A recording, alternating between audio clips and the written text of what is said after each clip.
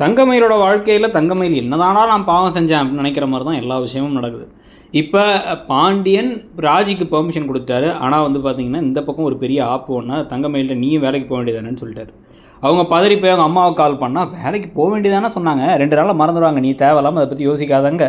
இப்போ வந்து நல்லா ஜாலியாக வந்து அப்பாவை காப்பாற்றின தங்கமயில் மேலே ரொமான்ஸ்லாம் வந்து ஆசையெல்லாம் வந்து இப்போ கொடுக்கணும்னு ஓடி வர்றாரு. இப்போ சரவணன் ஓடி வந்து மயிலுன்னு பேசிக்கிட்டு இருக்க, அப்பா சொன்ன மாதிரி வேலைக்கு போனால் நான் எனக்கு விருப்பம் இல்லைங்கிறாங்க. அப்பா சொன்னால் போய் தான் ஆகணும், அப்பா நமக்காக ஆசைப்படுறாரு, அதனால் நீ வேலைக்கு போ, என்ன மாதிரி வேலைக்கு போக போகிறான்னு கேட்க, தூக்கம் வரலன்னு சொன்ன தங்கமயில் எனக்கு தூக்கம் வருதுன்னு சொல்லிட்டு கவுந்தரிச்சு படுத்துட்டாங்க. என்ன பண்ணுறதுனே அவங்களுக்கு புரியல. வாழ்க்கை முழுக்க பிரச்சனையாக இருக்கே, ஒரு பொய்யை சொல்லிட்டு நான் படுற பாடுன்னு சொல்லிட்டு பல பொய்களை சொல்லி சிக்கி தவிச்சிட்டு இருக்காங்க.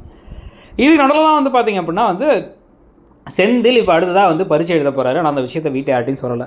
ராஜியை பாராட்டி அப்பா மாறிட்டாங்கலாம் சொல்ல, நம்ம விஷயத்த சொல்லாமலே செஞ்சிடலாமானா இல்லை சொல்லிட்டு தான் செய்யணும், 3 நாளில் பரீட்சை இருக்குது, அதுக்குள்ளே வீட்டில் சொல்லணுங்கிறாங்க. அதை வச்சு அடுத்த ஒரு பிரச்சனையும் பூகம்பமும் மருமகளுக்கு வேறு மாதிரி மகனுக்கு வேறு மாதிரி நடந்துக்க போகிறாரோ பாண்டியன், கொஞ்சம் வில்லன் தான்டா நான் அப்படிங்கிற மாதிரி விஷயத்தை செய்ய போகிறாரா அப்படிங்கிறதையும் இன்னொரு பக்கம் பொறுத்திருந்து பார்க்கணும்.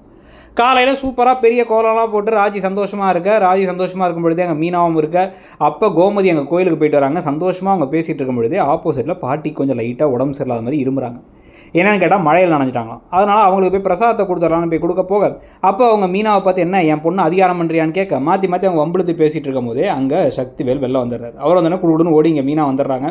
ஆனால் அவர் அவங்க கையில் இருந்த பிரசாதத்தை பார்த்து, இவங்க கையில் இருந்த தாம்பூலத்தை பார்த்து, அப்போ நீ தான் கொடுத்தியா அப்படின்ட்டு வெக்கமாக இல்லை உனக்குன்னு இந்த பக்கம் அவங்க அம்மாவை திட்ட, அவங்க திருப்பி கொடுக்க, அப்போ உடனே வந்து பாண்டியன் அங்கே வந்தவர் என்ன தேவையெல்லாம் பிரச்சனை பண்ணுறீங்களா என் கூட என் பிள்ளைங்களோட அப்படின்னு வந்து பேசிக்கிட்டு இருக்கேன்.